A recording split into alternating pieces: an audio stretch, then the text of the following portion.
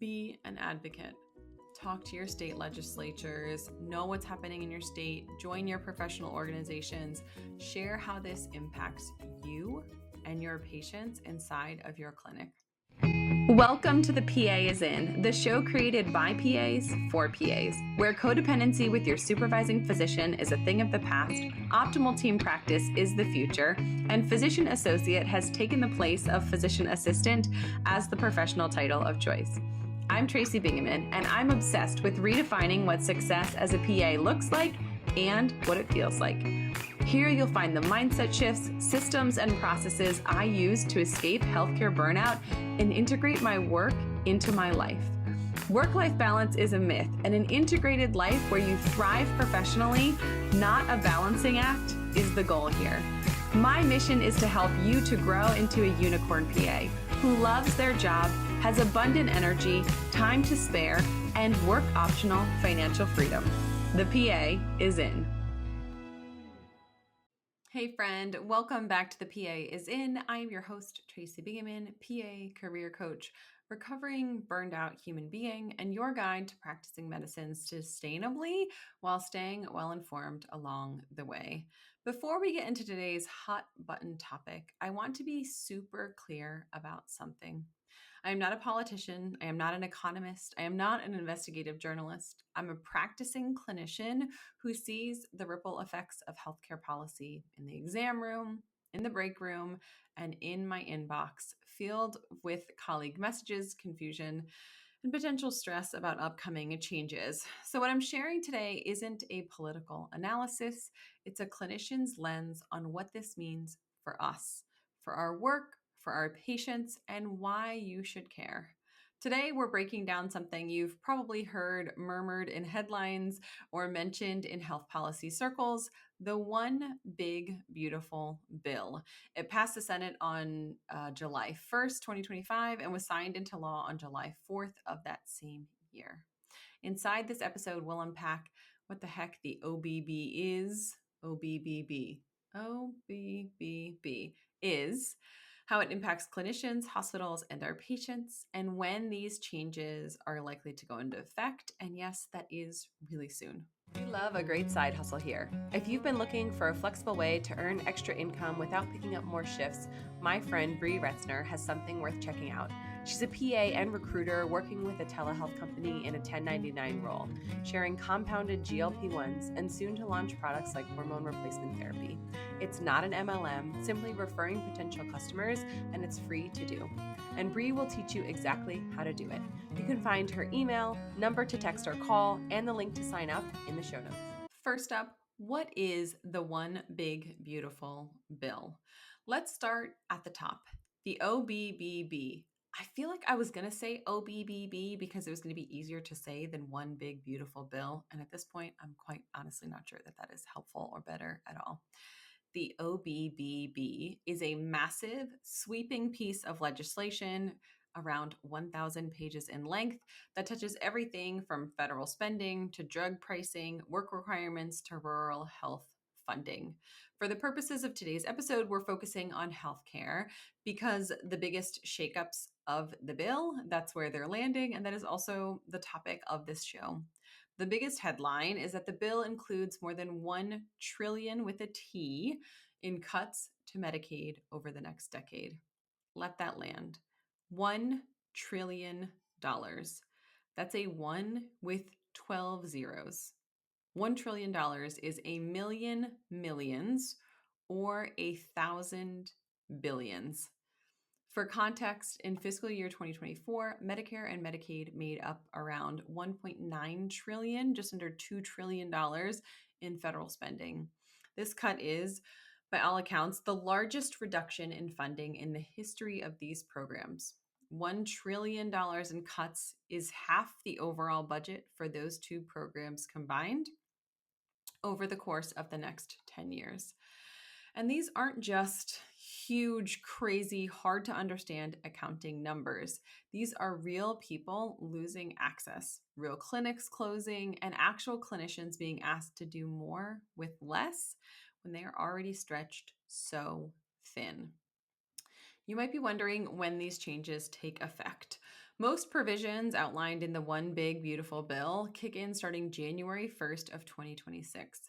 Some administrative shifts begin rolling out late this year in the end of 2025, but the big changes, and most of those changes affecting healthcare coverage, reimbursement, and healthcare access, start in earnest in 2026 and phase in through the year 2028. So I'm going to outline the biggest healthcare changes inside the One Big Beautiful Bill so you can know what to expect and understand in terms of your patients, your setting, and your healthcare delivery. Break this down into things that affect clinicians the most. First up, Medicaid cuts and work requirements. Over $1 trillion in cuts over the next decade to Medicaid, twice yearly eligibility reviews for enrollees, a mandatory 80 hours per month work requirement for many recipients, and immigrants and non-citizens losing access to emergency Medicaid coverage.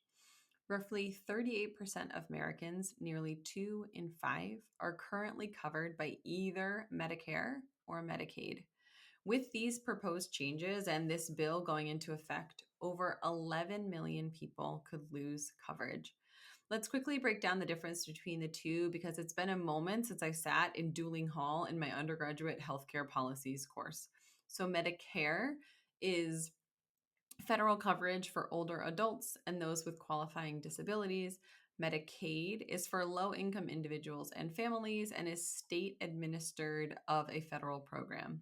So what's changing? Tighter income and asset requirements for those who are qualifying for Medicaid, rollbacks to Medicaid expansion that was previously planned, less automatic enrollment, and increased review and more frequent disenrollment. So what does this actually mean? This could result in more uninsured patients, delayed care, more ER visits, more uncompensated care, and fewer systems that are ready to absorb the blow. Those who will be impacted most by these changes in Medicaid: kids, seniors, people with disabilities. The exact populations these programs were designed to serve and protect will take a hit if this funding goes away for Medicaid. Next up, the impact on rural hospitals and clinic. There's a new $50 billion rural transformation fund, which sounds like a super great and helpful thing, like they're funding rural care. But here's the reality. More than 130 rural hospitals have closed since 2010. You know this. Your hometown, small hospitals in your communities have had trouble keeping their doors open. Medicaid reimbursement often helps those small rural community hospitals stay afloat. Critical access hospitals rely heavily on Medicare and Medicaid for up to 60% of revenue in places where there are no other hospitals and people need care the most. So what's happening in 2026 is the expiration of disproportionate share hospital payments. So this expiration of these DSH payments is like a double whammy for safety net hospitals, these critical access hospitals that are already operating on really, really thin profit margins. They're going to remove these payments, or these payments are going to expire, and then Medicaid is going to be cut. While a fund sounds nice, it won't stop closures in small towns and rural places that already have limited, if any, access to care. If you're working in rural medicine, you may face clinic closures, increased patient loads, and job uncertainty as these programs roll out and are implemented. Are you feeling stuck, burned out, or craving a little more flexibility and financial freedom? You're not alone. So many clinicians feel trapped in the grind, overworked, underpaid, and unsure how to pivot. But here's the truth. Your skills are valuable beyond the clinic. That's why I created the 48 Side Gig Ideas for Healthcare Providers Guide, a free PDF packed with practical, creative, and immediately cash-generating ideas that you can start right now. From telehealth to medical writing and patient advocacy to app development, and even a little note on podcasting, these things aren't fluff.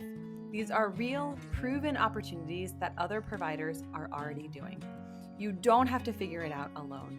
This guide will help you explore new passions, learn how to make extra money, and make the first step towards multiple income streams and building the life and career you actually want. Download your free copy today at tracybingaman.com/gig or click the link in the show notes and start creating financial freedom and cash flow flexibility on your own terms. Because you, my friend, are more than just your clinical job, and taking the first step to generating alternative revenue streams is waiting for you inside the Side Gig Guide. Find it now in the show notes. Next up, ACA or Affordable Care Act marketplace subsidy rollbacks. Subsidies for ACA marketplace plans expire at the end of 2025. Premiums will spike for millions of people who are enrolled in that marketplace insurance or insurance through the marketplace. And this is anticipated to impact between 4 and 18 million people who could lose health insurance. So a reminder for those who are not up on this, the Affordable Care Act or ACA created insurance marketplaces and expanded Medicaid. These subsidies made private insurance affordable, well, not affordable, more affordable for millions of people by subsidizing the cost of that private insurance. Without them, you can expect more uninsured patients, increased use of emergency care if people are uninsured and unable to see their primary care providers, higher uncompensated care cost, sicker patients showing up later in disease processes, which we will also see if they can't have those critical access hospitals in their communities. Also, if you personally buy your insurance through the marketplace, your premiums could be affected and your coverage could also be affected. If you are working for a small business or a smaller employer, not a huge health system, it's possible that your employer will see these increases in their premiums and pass them along to you. These changes are especially dangerous in states that didn't expand Medicaid because many will fall in that coverage gap where they're not making enough to afford the marketplace without the subsidy, but not making less or enough less that they qualify for Medicaid. Then there's Medicare drug price changes. Expanded Medicare drug negotiations are coming, and what this means is that there are more drugs that are going to be eligible for price negotiation, that they're eliminating or limiting orphan drug exemptions. And the goal here is to lower prices and reduce Medicare spending. But for clinicians, for people writing prescriptions at the bedside, you can expect more documentation, more prior authorizations, formulary changes. Some meds are removed or moved to higher tiers, making them inaccessible or more expensive for your patients. Longer approval workflows with more work on you to get your patients the medications that you have already decided that you know that they need. This could, in theory, help patients financially if the cost of drugs does go down, but it also means more admin work for us and more confusion and headache for patients. Why this all matters to you. If you are a bedside clinician, a practice owner, or somewhere in between, you'll see more of your patients losing insurance coverage. You'll spend more time navigating coverage chaos, either for yourself personally or for your patients, and you'll be asked to do more with less again and again. I know that you are already stretched thin, that you are trying to give your patients the best possible care despite their insurance coverage or lack thereof. And this bill is likely to stretch us even thinner and have that coverage be even more sparse. I get that this episode is not a particularly positive or uplifting episode, so here is what you can do. Stay informed about things like that. Do a deep dive. Investigate what's happening in your state and your local community. Track rollout dates. Know about your state's specific changes. And make sure you're subscribed to this show for further breakdowns and future information on things like this. Be an advocate. Talk to your state legislatures. Know what's happening in your state. Join your professional organizations. Share how this impacts you and your patients inside of your clinic. If you want a peek into my first day at advocacy on the Hill in the state of Pennsylvania, go back and listen to episode 201, a PA advocacy beginner's guide. I'm talking to you all about my experience with showing up and being involved in that space in terms of advocacy as a newbie. This episode isn't about fear, and it was my goal to give you as much of an unbiased opinion as possible. It's really about clarity. because you deserve to understand the system that you're working in and how it's changing around you, and likely how it's going to impact your patients, your colleagues, your clinic, your reimbursement rates, all of those things. Until next time, take a deep breath, take a sip of your drink, keep advocating for your patients and yourself, and remember, you don't have to do this alone. This show exists to help spread information and good news, bad news, the real news of what's happening in healthcare. Thank you, as always, for tuning in to another episode of The PA is In. That's all for today. This PA is out. Congratulations. You've just joined an awesome club. By listening to a full episode of The PA is In, you are officially on the Unicorn PA team. Welcome aboard. What most team members do is they subscribe to the podcast because that allows them to automatically get the latest episode of the show. The life of your dreams exists on the other side of taking action. Keep making small shifts and keep getting better. Your life will improve, your career will soar, and you will have the confidence you need to create your own success. I will see you in the next episode. This PA is out.